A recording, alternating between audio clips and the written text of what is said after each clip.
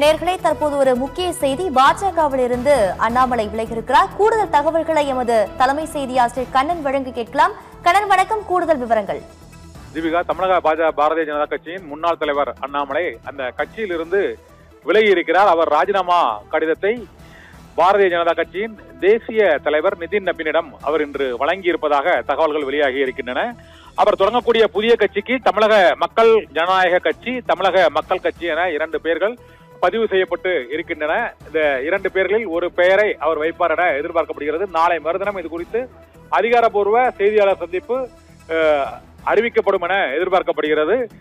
தமிழக பாரதிய ஜனதா கட்சியின் முன்னாள் தலைவர் அண்ணாமலை தமிழக மக்கள் சேவை கட்சி என்ற பெயரில் புதிய கட்சியை தொடங்க இருப்பதாக தகவல் வெளியாகி இருக்கிறது. இன்று பாரதிய ஜனதா கட்சியின் தேசிய தலைவர் நிதின் நபினிடம் ராஜினாமா கடிதத்தை அவர் வழங்கி இருக்கிறார் என அதிகாரப்பூர்வமாக அறிவிக்கப்பட்டிருக்கிறது. இதனால் பாரதிய ஜனதா கட்சியில் இருந்து அவர் விலகுகிறார்.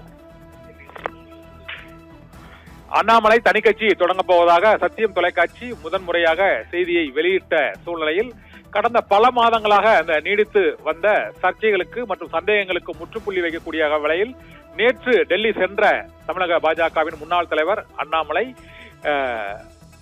பாரதிய ஜனதா கட்சியின் தேசிய தலைவர் நிதின் நபினை நேரில் சந்தித்து அந்த ராஜினாமா கடிதத்தையும் அரசியலில் 2020ஆம் ஆண்டிலிருந்து கடந்த 6 ஆண்டுகளாக பல்வேறு வாய்ப்புகளை அளித்த பாரதிய ஜனதா கட்சியின் நிர்வாகிகளுக்கும் தேசிய தலைமைக்கும் நன்றியையும் மற்றும் இந்த கட்சியிலிருந்து விலகி தமிழகத்திற்கு தேவையான மாதிரி ஒரு புதிய அரசியல் அமைப்பை தொடங்குவதற்கும் திட்டமிட்டு அவர் இந்த கட்சியை தொடங்கி இருப்பதாக கூறப்படுகிறது. இதனால் பாரதிய ஜனதா கட்சியிலிருந்து அதிகாரப்பூர்வமாக அண்ணாமலை விலகி இருக்கிறார். அவர் பதவி ராஜினாமா கடிதத்தை தமிழக தேசிய தலைவர் நிதின் நபினிடம் அவர் வழங்கி இருப்பதன் மூலமாக புதிய